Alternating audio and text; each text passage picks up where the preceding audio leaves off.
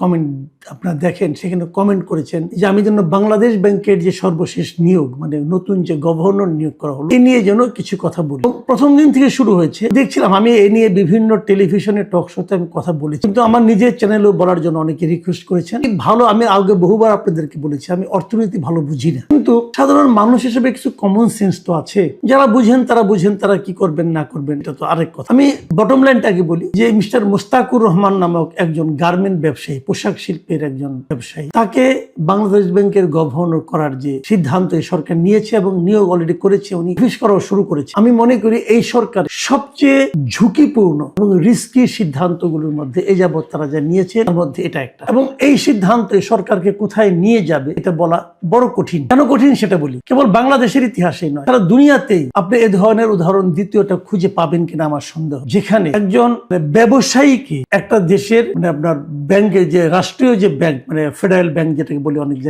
জায়গায় আপনার আমাদের এখানে মূল যে ব্যাংক, রাষ্ট্রীয় বাংলাদেশ ব্যাংক যেটা আছে, সেই ব্যাংকের গভর্নর বানানো হয়, এরকম ঘটনা খুঁজে পাওয়া কঠিন। তার উপর সেই ব্যবসায়ী যিনি যে ব্যবসা প্রতিষ্ঠানের মালিক অথবা মূল লোক, সিইও অথবা এমডি ছিলেন, কিন্তু এমন একটা ব্যবসা প্রতিষ্ঠান যে ব্যবসা প্রতিষ্ঠান নিজেই ঋণ খেলাপি এবং অনেক বিশেষ বিবেচনা নিয়ে তার ঋণকে পুনঃ তফসিলীকরণ করতে পেরেছে। মানে ব্যাপারটা সহজ করে বলি, পুনঃ তফসিল মানে ওনার একটা বিশাল অঙ্কের ঋণ, 89 কোটি টাকা, সেই ঋণটাকে উনি দিতে পারছেন না, ঋণ খেলাপি হয়ে যাচ্ছে। সেখান থেকে বলছে ঠিক আছে তুমি তাহলে অল্প কিছু দাও, দিয়ে তুমি ঋণটাকে আবার নিয়মিত কিস্তি দেওয়া শুরু করো। 2% না কত % দিয়ে উনি সেটাকে 10 বছরের মেয়াদে এই ঋণটাকে আবার চালু করার চেষ্টা করেন। উনি একবার ব্যর্থ হওয়ার পরে উনি বিশেষ বিবেচনায় পেয়েছেন। বিশেষ বিবেচনা কেন? কারণ উনি বিএনপি রাজনীতির সঙ্গে খুব জড়িত ছিলেন, এতটাই জড়িত যে বিএনপির যে নির্বাচন পরিচালনা কমিটি ছিল, সেই কমিটির উনি একজন শীর্ষস্থানীয় সদস্য ছিলেন। তার মানে এই নিয়োগটা হচ্ছে রাজনৈতিক নিয়োগ। এটা হতে পারে, আমি কিন্তু এটা রাজনৈতিক নিয়োগ আপত্তি নেই, আমার আপত্তি নেই এই কারণে একটা রাজনৈতিক দল নতুন ভাবে ক্ষমতায় এসেছেন, তারা তো রাজনৈতিক ব্যক্তিকে নিয়োগ করবেন, মানে তার রাজনীতির সঙ্গে যারা জড়িত, তারা রাজনীতিকে যারা বিশ্বাস করেন, কিন্তু তাদেরকে নিয়োগ করবেন, এটা হতে পারে। কিন্তু আমার কথাটা হলো কি, আপনার রাজনীতি যারা বিশ্বাস করে তার মধ্যে আপনি একজন ব্যাংকার পান নাই, একজন অর্থনীতিবিদ পান নাই, ওনাকে আনতে হবে কেন? উনি তো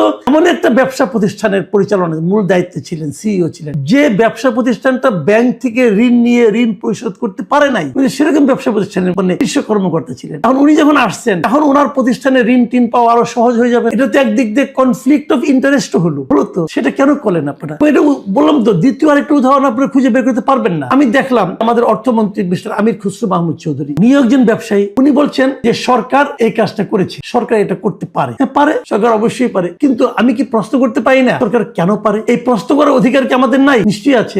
সেই প্রশ্নটাই আমরা করছি, ভাই আপনারা এই কাজটা করলেন কেন করলেন, একটা ব্যাখ্যা দেন। আগে আমরা দেখেছি আপনার ইউনূস সাহেবের আমলে যে তার সরকারের যা কিছু হতো একটা প্রেস উইং ছিল, এই প্রেস উইং নিয়ে আমরা হাসাহাসি করতাম, অনেক কিছু করতাম, কিন্তু একটা জিনিস আমরা দেখতাম যে সেই প্রেস উইং চট করে একটা ব্যাখ্যা দিত। মানে এই সরকার ব্যাখ্যাও দেয় না, এই সরকার ব্যাখ্যাও দেয় না, এখন পর্যন্ত কোনো ব্যাখ্যা পাইনি, না মন্ত্রী দিচ্ছে না প্রেস উইং দিচ্ছে, ও ব্যাখ্যা দিচ্ছে। কিন্তু প্রশ্ন তো মানুষের মনে যাক, যতক্ষণ পর্যন্ত এই প্রশ্নের উত্তর কেউ না পাবে ততক্ষণ পর্যন্ত কিন্তু এটা নিয়ে মানুষের মধ্যে নানা ধরনের কথাবার্তা হবে, নানা ধরনের চিন্তা হবে। সেই চিন্তাগুলোর জবাব কিন্তু আলটিমেটলি সরকারকে দিতে, এবং সরকার যখন উত্তর না দিবে তখন মানুষ নানা ধরনের জল্পনা কল্পনা করবে, এবং এই জল্পনা কল্পনাগুলো ডাল মিলতে থাকবে, ডালপালা মিলতে থাকবে, এবং সেগুলোর সমাধানটা কি হবে কেউ জানে না। কিন্তু সরকারের প্রতি মানুষের সন্দেহ বাড়তে থাকবে। এবং তারও চেয়ে বড় কথা, একটা বাংলাদেশ ব্যাংকের গভর্নরের যে দায়িত্ব, সেই দায়িত্ব পালন করার কোনো অভিজ্ঞতা যে লোকের নাই। ওই কাজটা কি? ব্যাংকিং সেক্টরগুলোর মধ্যে একটা আস্থা ফিরিয়ে আনা। এই লোক যে পারবে তার কি প্রমাণ আপনারা পেয়েছেন? বরং উনি তো ব্যাংকের টাকা নিয়ে টাকা দেন না, এই ইতিহাস উনি তৈরি করেছেন নিজের জীবনে। এটা কিভাবে সমাধান হবে আমরা কিন্তু কেউ ব্যবসায়ীগুলো জানি না। সারা দুনিয়ার কাছে কি মেসেজ যাচ্ছে এটাও জানি না। আমি